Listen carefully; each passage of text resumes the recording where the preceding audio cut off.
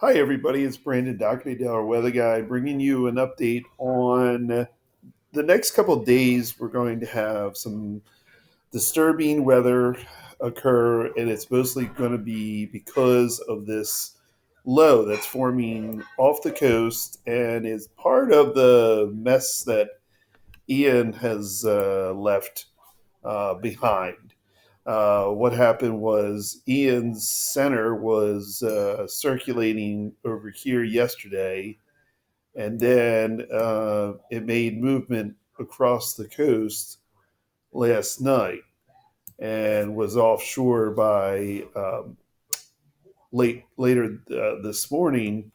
Uh, but the and is now a piece of a big piece of Ian has now turned into a offshore low, and that is going to be just kind of like circulating out here off the Mid Atlantic coast for the next couple of days. And as you can see here, it sort of makes an approach to the coast, and then kind of jolts back, and then before it goes out to the east. So that is going to encumber the area in lots of rain, and as you can see, this is the light. This is the lighter rain, and the heavier rains are a little bit further back. But what this is going to do is just going to circulate northeast winds for the next couple of days, and it's just going to bring in a lot of moisture, and it's going to feel very raw and cold.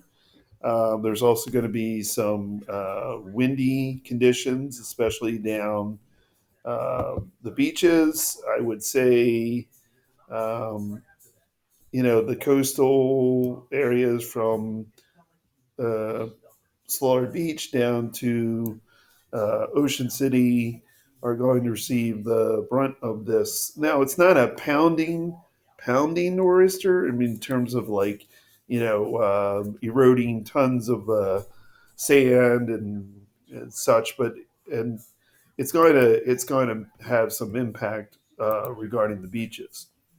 You can kind of see the low forming right about here. Okay, so this is where it's going to hang out, and it's just going to approach, and then it's going to go back, and then it's going to come, and then it's going to go out. So that is what's going to constitute the bulk of this system. So you can see the prolonged period of onshore flow and rain will bring a few different impacts to the region. Um, Coastal flooding is possible through the first half of this week, mostly in southern Delaware and central and southern New Jersey coast. Localized tidal flooding is possible. Strong onshore flow will result in hazardous conditions for mariners and beachgoers. I don't know who would be out on the beach in this weather, but high surf, winds of 45 to 60 miles per hour. Down at the beach and down at the shores, that's more likely than further inland. Inland gusts could be as high as maybe 30, 35. So just want to be careful if you're, but down at the beach points, yeah, the winds could get that high in terms of, a gust, not a sustained. So there's a difference in between sustained and gust. Um, so periods of light rain through Tuesday, widespread flooding is not expected, but rain could exacerbate the tidal flooding.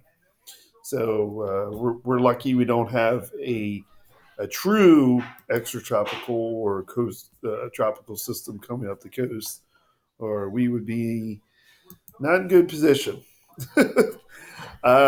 Then after this, I'm calling this Ian's ugly cousin, leaves, it is going to get awfully cold in the region. Okay. This high pressure is going to set up and circulate, bring air down from the north Now, if you know what the 540 line, here's the 540 line right here. Usually in the winter, we say that's the difference between rain or snow. Now, it doesn't work like that. Just because the 540 line is down here below, the Finger Lakes, doesn't mean any precipitation is going to turn into snow or rain. It's just, it's a guide. It's not the end all be all. So this they're going to pull cold air.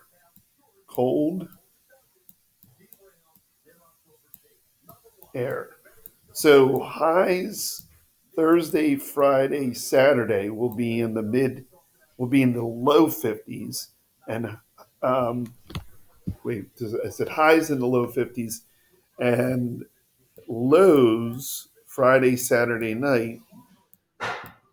We're talking in the high 30s. No joke. So we might have a hard, not a hard freeze, but a frost advisory probably out later this weekend as that cold air comes rushing in and greets us with a hello look at possible conditions in the winter. So um, don't let's see. I'm going to give you a temperature look at things. This is next Sunday night morning. Lows are in the mid 30s. That is Saturday night. That is Saturday day. That's Saturday night. So Saturday night gets down to mid 30s, high 30s. All right. This is, I believe, wait.